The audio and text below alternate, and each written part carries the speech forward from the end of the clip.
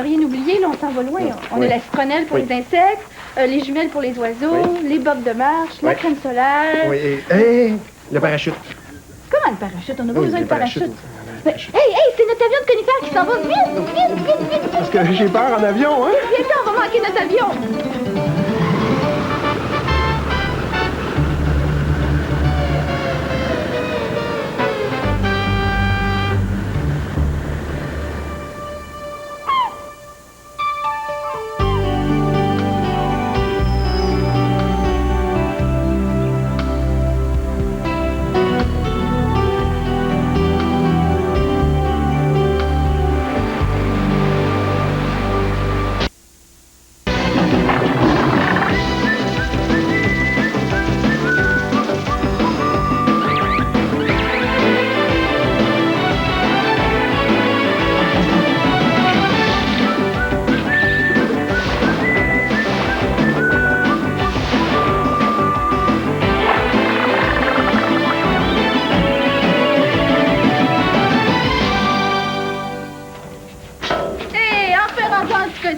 Ça a bien été, hein, le voyage? Ah ouais? On n'a pas eu besoin de tes parachutes.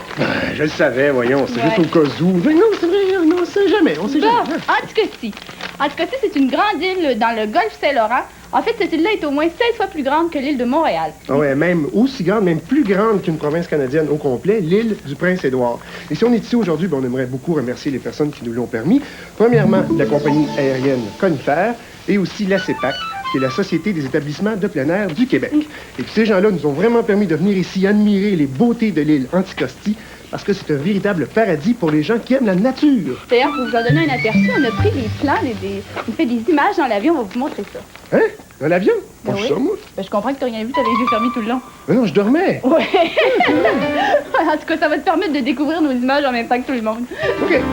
Pendant que Pierre dormait ou faisait semblant, j'ai pu filmer notre arrivée à l'aéroport de Port-Meunier. Et ça, c'est grâce à la gentillesse du pilote et de tout le personnel de Conifère qui ont bien voulu survoler l'île à plus basse altitude pour me permettre de bien voir. Alors, merci beaucoup.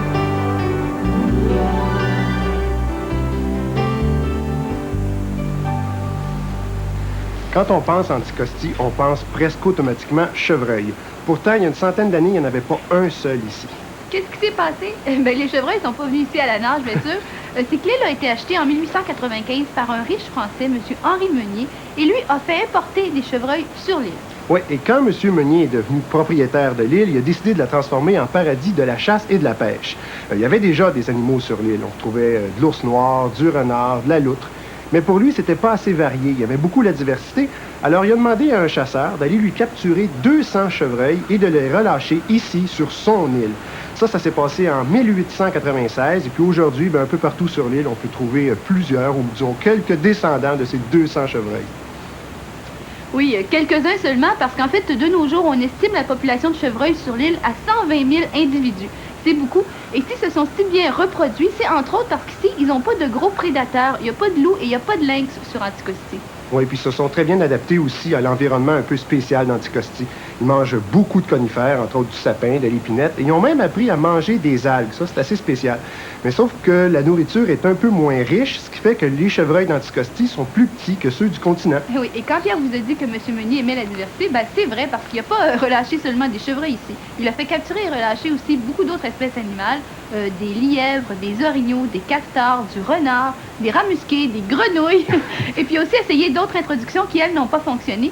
C'est le cas, entre autres, du wapiti, du bison, du faisan, du vison, qui, eux, ne se sont pas adaptés à Anticosti. Non. L'île, aujourd'hui, n'est plus une propriété privée. Elle a été achetée par le gouvernement du Québec en 1974. Et puis aujourd'hui, tout le monde peut venir profiter des beautés d'Anticosti. Quoique, à cause de son éloignement, elle demeure toujours un peu mystérieuse. Bon, où va-t-on maintenant? On regarde maintenant.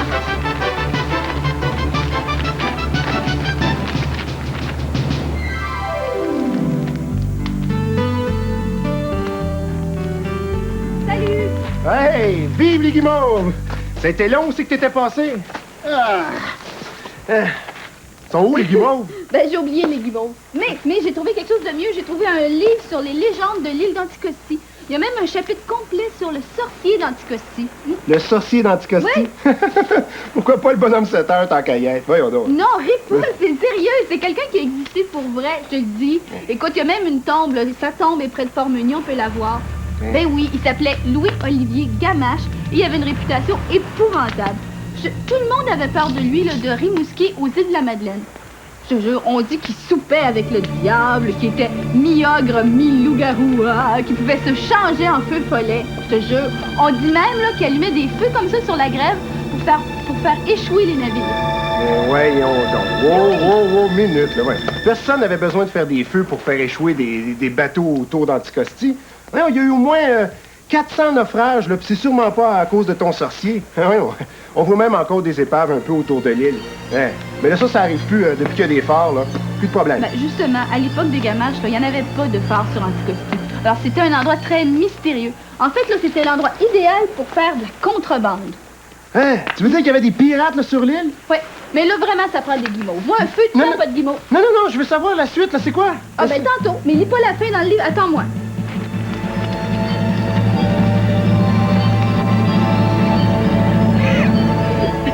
Qu'est-ce qu'elle fait là? Je sais pas. Boucher, doucement, Boucher, doucement. Regarde vos biscuits. Boucher, tu te Boucher. Veux-tu me dire ce que tu fais là? Ben, j'amène le sujet de notre chronique chien. Non, c'est parce que, Sylvie, là, je voudrais pas te faire de peine, là, mais y a du monde qui nous regarde. Oui. Je voudrais pas que tu folle, parce qu'il y a rien au bout de ta laisse. Je le sais que j'ai pas de chien. D'ailleurs, c'est ça le sujet de la chronique chien. Il n'y a aucun chien sur l'île d'Anticosti. Et ça fait 85 ans qu'il n'y a pas de chien sur l'île. Hein? Ben, en fait, depuis 1908, où là, cette année-là, il y a plusieurs vaches qui sont mortes. Et puis on a soupçonné les chiens qui vivaient à l'époque ici, il y en avait une cinquantaine, d'avoir transmis une maladie aux vaches. Eh oui, alors là, les gens se sont débarrassés de leurs chiens et ils ont même passé un règlement qui interdisait la possession de chiens sur l'île d'Anticosti. Mais en 86, on a reconsulté la population par voie de référendum pour savoir s'ils étaient toujours d'accord avec le règlement, s'ils voulaient toujours ne pas avoir de chiens sur l'île. Et ils ont voté pour garder le règlement comme il était, pour ne pas avoir de chiens. Il y en a plusieurs qui ont dit qu'ils préféraient avoir des chevreuils dans leur cour qu'avoir des chiens. Alors, c'est un choix, c'est une bonne idée. Oui. Mais moi, je me demande, en 86, les jeunes n'avaient pas le droit de voter. Alors, je me demande, eux, ce qu'ils en pensaient de ce référendum-là, ce qu'ils auraient dit si on les avait consultés. Ah, je les connais. Oui. Je les connais, hein, oui, c'est ça qui qui trouvait vient de drôle tantôt. manger. Les beaux mon chien. Ah, vous autres, les filles, qu'est-ce que vous auriez dit si vous aviez pu voter? Ben, j'aurais dit oui parce que je les trouve beaux. Toi, Wendy? Ben, moi, j'aurais dit oui aussi parce qu'un chien, c'est beaucoup plus désennuyant qu'un chevreuil, puis ça te donne beaucoup plus de compagnie en plus. Ouais. Ouais, effectivement, t'as plus d'agréments. Toi, Cathy? Moi, c'est parce que je les trouve beaux. Puis, Fait que vous auriez tous voté oui. ouais. Ah oui? Ça veut dire que s'ils font le même référendum quand vous allez pouvoir voter, il va y avoir des chiens ici. Ouais. Ah oui. Puis, Sylvie, étant donné qu'il n'y a pas de chien encore, là, je vais échanger ton biscuit de chien pour un autre biscuit, OK? Ah, je trouve que c'est une bonne idée. J'aime beaucoup mieux les Oreos que les biscuits de chien.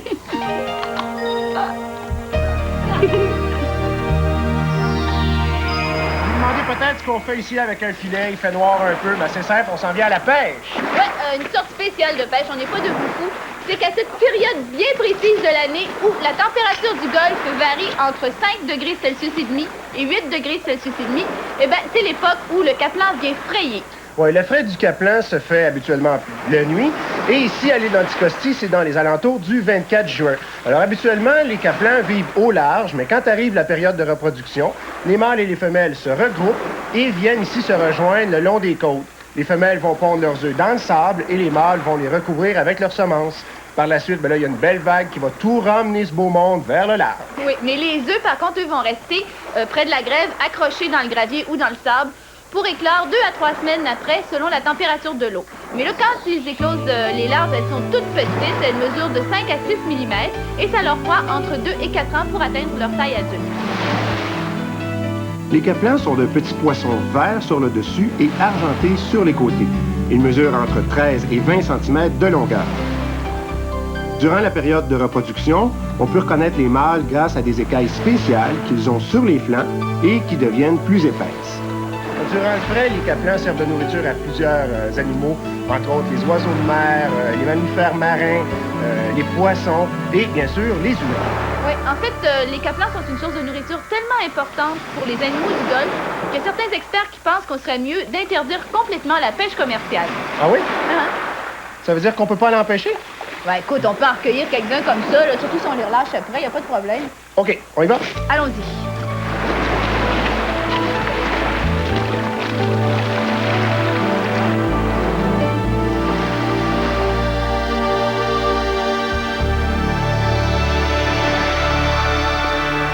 Laissez-moi vous présenter Stéphane Tremblay.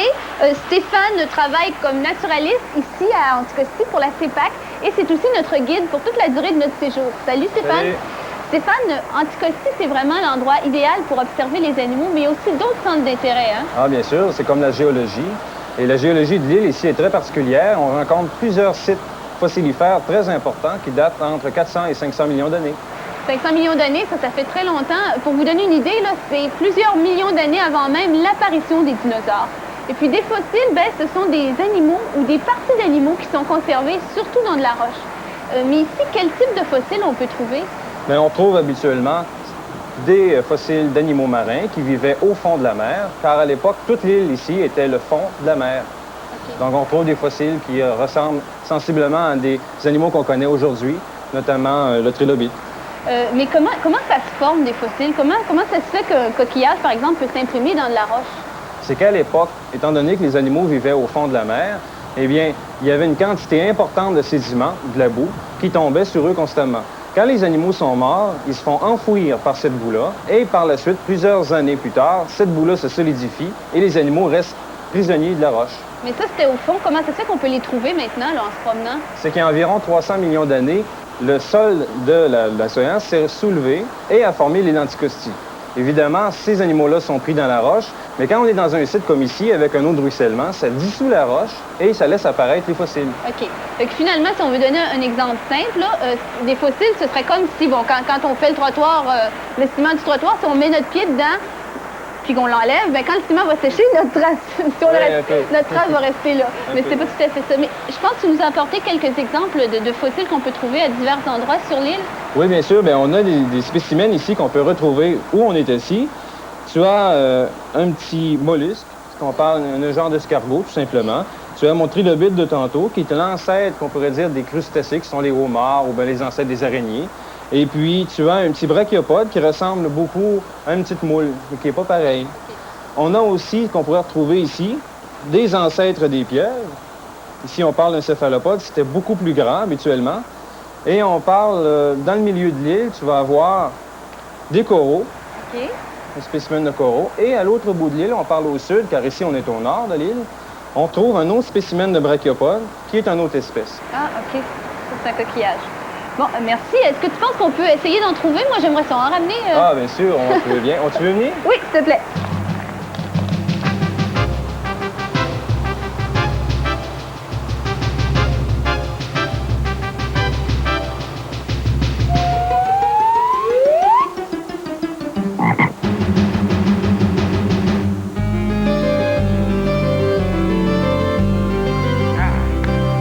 Hey Sylvie, il te reste-tu un peu de chasse-moustique? Là? Je pense que je commence à me faire piquer. Oui, c'est vrai. Comment t'as de la mouche?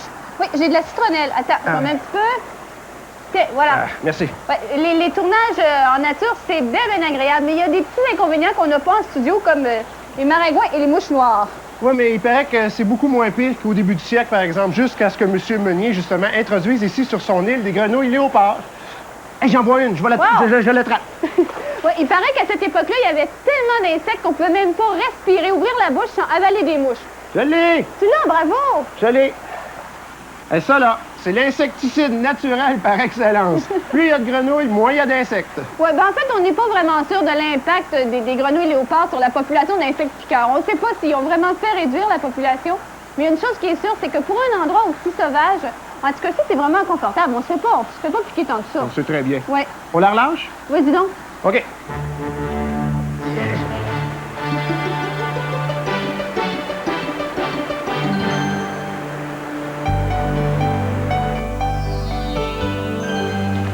Hey, Sylvie, regarde, j'en ai vu un, il devait être long de même. Hey, wow! Arrête avec une histoire de pêcheurs. C'est pas des baleines qui remontent la rivière, c'est des saumons. Oui, mais justement, le saumon d'Atlantique, il peut atteindre 1,5 m de longueur, OK? Puis lui, là, il devait faire, 20 kilos. Hey, écoute, Pierre, là, à l'île d'Anticosti, la moyenne des saumons qui sont pêchés pèse 4 kilos et le plus lourd à avoir jamais été pesé faisait 12,2 kilos. Alors, ton 20 kilos, là. Non, t'oublies qu'il paraît qu'il y a déjà un saumon qui a été pêché, là, avec lequel on a fait 55 boîtes de saumon, comme celui-là, avec un seul poisson, OK? Fait qu'on estime qu'il devait peser au moins 27 kilos. Tu vois, c'est possible. Ouais, c'est possible, mais c'est très, très rare que des saumons de l'Atlantique atteignent cette taille-là. Le saumon de l'Atlantique passe une partie de sa vie en mer, mais il doit revenir dans la rivière où il est né pour se reproduire. La montaison, c'est-à-dire la période durant laquelle le saumon remonte les rivières, a lieu de mai à novembre. Les saumons qui viennent se reproduire sont des poissons adultes, âgés d'au moins 5 ans, et qui ont profité de la nourriture abondante qu'ils trouvent en mer. Et il faut qu'ils soient très en forme pour arriver au lieu de ponte. Durant toute la montaison, les saumons ne mangent pas et ils doivent surmonter des obstacles parfois assez impressionnants comme cette chute et, bien sûr, les pêcheurs. Un peu humide, hein? Ben, c'est normal parce que, croyez-le ou non, mais on est en train de marcher sur un lac, ou ce qui était un lac il y a plusieurs centaines et même plusieurs milliers d'années. Ouais, ce lac s'est transformé en tourbière et la plante responsable de cette transformation d'un lac en tourbière, ben, c'est celle-ci, la sphagne. Oui, la sphagne, c'est une plante assez spéciale. En fait, elle a une énorme capacité d'absorption d'eau. C'est presque comme une éponge. Regardez bien. Et voilà. Et en envahissant peu à peu un petit lac, eh bien, elle le transforme tout simplement en tourbière. Mais ça, c'est un processus qui est très, très lent. Oui, au début, le lac va être envahi par des plantes flottantes. Et plus le temps passe, plus les plantes sont abondantes. Et ces plantes-là, à mesure qu'elles meurent, ben, elles tombent au fond du lac. Et en se décomposant, elles rendent l'eau du lac acide. Et le rendu à ce temps-là, quand l'eau du lac est acide, il n'y a plus beaucoup d'animaux qui peuvent y vivre. Oui, par la suite, le tapis de sphagne devient de plus en plus épais. Il permet l'apparition de petits arbustes. Et puis là, il reste presque plus d'eau libre. Et puis finalement, la dernière phase, ben, c'est quand les arbres vont envahir la tourbière. Et là, à l'endroit où il y avait un lac, ben, il y a maintenant une forêt. Mais ici, on n'est pas encore rendu au stade forêt. C'est toujours une très belle tourbière. Oui. Dans une tourbière, le sol est pauvre. Alors, c'est pour ça que les plantes qui y vivent doivent trouver leur nourriture ailleurs que dans le sol. C'est pour ça aussi, entre autres, qu'on va voir apparaître dans les tourbières des plantes insectivores, comme la drosera. On va trouver également la sarracini, et puis une belle petite plante mauve qu'on appelle la grassette vulgaire. Et ces plantes-là se nourrissent d'insectes pour réussir à survivre. Oui, c'est très intéressant, Pierre. Mais moi, je me sens que je m'enfonce de plus en plus. Oui, non. On devrait peut-être s'en aller, là. Par là? Oui. OK.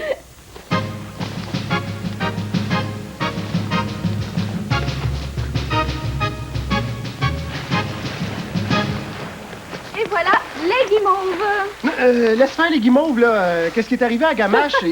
Ils l'ont-tu brûlé, quelque chose? Ben non, ils l'ont pas brûlé. Voyons, tu sais, c'était pas un vrai sorcier.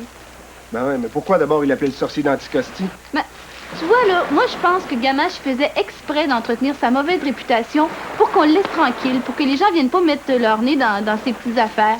Parce que Gamache, il faisait du commerce de fourrure avec les Indiens et à son époque, c'était illégal. Ah, tu veux dire qu'il faisait ça tout simplement pour pas se faire déranger? Oui, c'est ça. Mais si lui était pas vraiment dangereux, là, il y avait des gens plus dangereux qui naviguaient dans le Golfe. Il y avait des contrebandiers, des gens qui faisaient la contrebande d'alcool et de fourrure. Ah, mais à Gamache, lui, qu'est-ce qui est arrivé finalement? Ah bon, je sais pas trop, là. Il est disparu en 1854. On sait pas, peut-être que son fantôme rôde encore dans les environs. Non, désolé, Sylvie, c'est beaucoup moins mystérieux que ça. Ah. Ouais, il est mort à 50 ans en déjeunant le matin. Comment ça que tu sais ça, toi? Oui, désolé.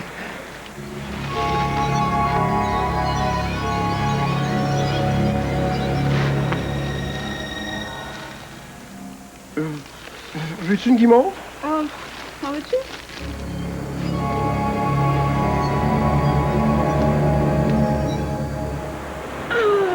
Salut! Salut. Ah, tu réussi à dormir, toi, cette nuit? Non, je pensais juste à Gamache, je te jure. J'ai eu assez de difficulté à m'endormir. Mais là, j'ai de la difficulté à me réveiller. Ah oui? Ouais. Ah, qu'est-ce que je ferais pas pour toi? Hein?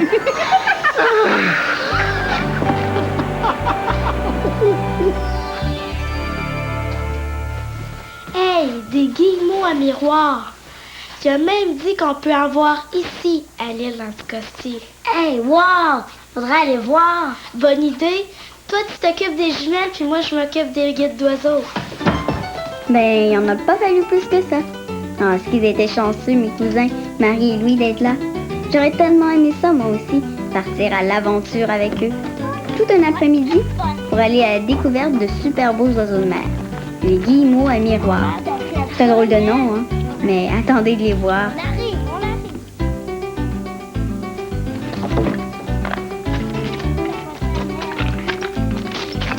Leur marche était quand même assez longue pour se rendre à la mer.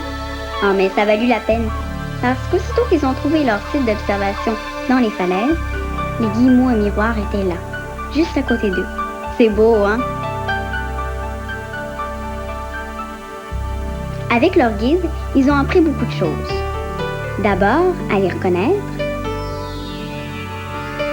Le guillemot à miroir est un oiseau qui a le bec long, droit et pointu. Il a des taches blanches sur les ailes. Et ses pattes sont d'un beau rouge vif.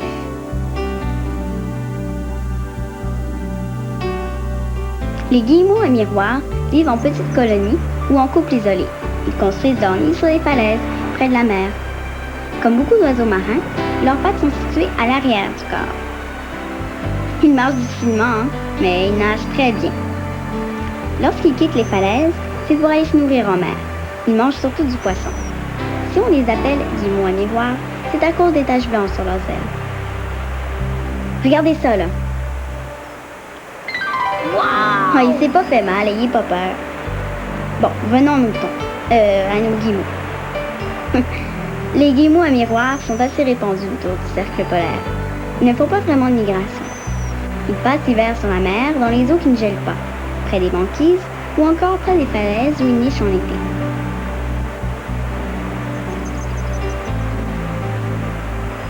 Ils en ont appris des choses en un après-midi, mes cousins. Même que Marie est devenue, en fin de journée, un tout petit peu philosophe. Et qui sont beaux! Tu l'as dit! Je pense qu'on devrait faire ça plus souvent. Je suis pas mal sûre qu'il y a plein de belles choses alentour de nous autres, mais on prend pas le temps d'y regarder. Ouais. Au fond, t'as bien raison. De toute façon, les filles ont toujours raison. Hein? Je suis pas sûre, moi, que les filles ont toujours raison. Bon, en tout cas.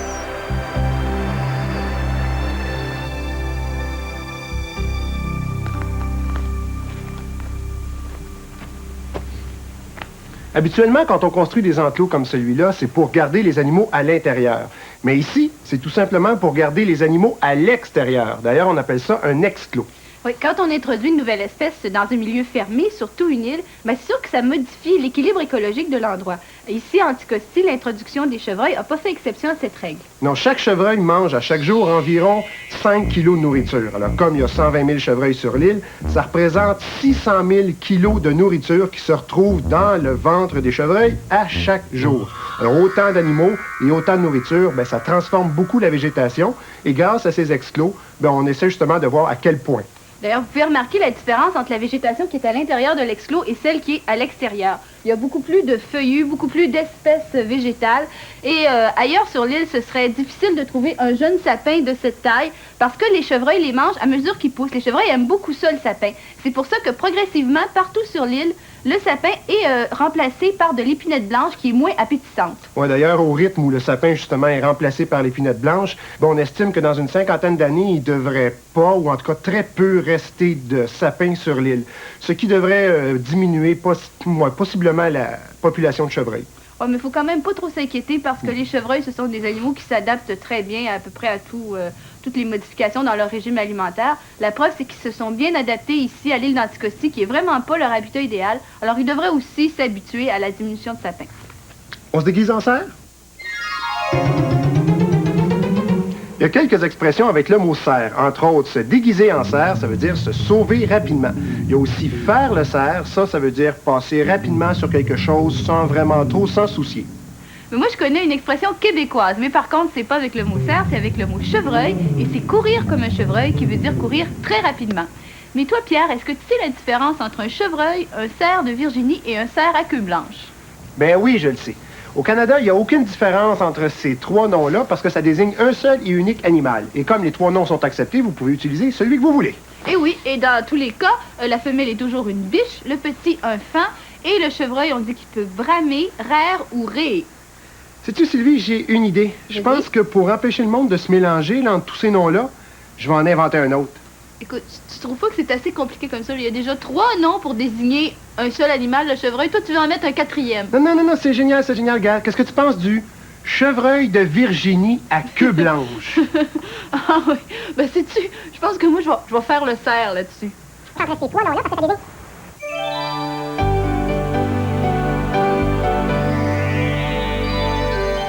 Les tourbières occupent une grande partie de l'île d'Anticosti, en fait près du quart de sa superficie.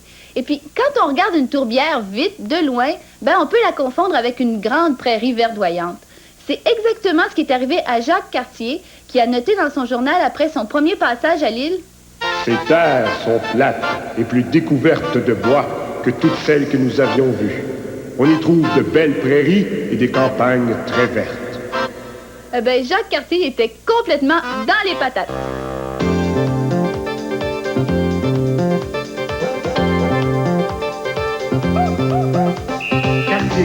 Cartier, oh Jacques Cartier, si t'avais bien regardé au lieu d'imaginer. Cartier, oh Jacques Cartier, t'aurais réalisé que tu t'étais trompé, que tes vertes prairies étaient toutes inondées et tes champs, mon ami, un petit lac bouché par un tapis de sphagne où y a plus rien qui baigne et qui donne l'impression d'être un tapis de salon. Pourtant les beaux vidés, tu veux y faire brouter, vont devoir commencer par apprendre à nager. Cartier, oh Jacques Cartier, si t'avais bien regardé au lieu d'imaginer. Cartier, oh Jacques Cartier, t'aurais réalisé que tu t'étais trompé. Parce que pour y marcher, sans trop s'y enfoncer, faut attendre des années que le lac soit comblé par des plantes carnivores, du thé, du labrador, et puis un peu plus tard par de l'épinette noire. Et cet écosystème qu'on appelle une tourbière, qu'on déteste ou qu'on aime, il fait partie de la terre. Cartier, oh Jacques Cartier, si t'avais bien regardé au lieu d'imaginer. Cartier, oh Jacques Cartier, t'aurais réalisé que tu t'étais trompé. Hey! Yeah!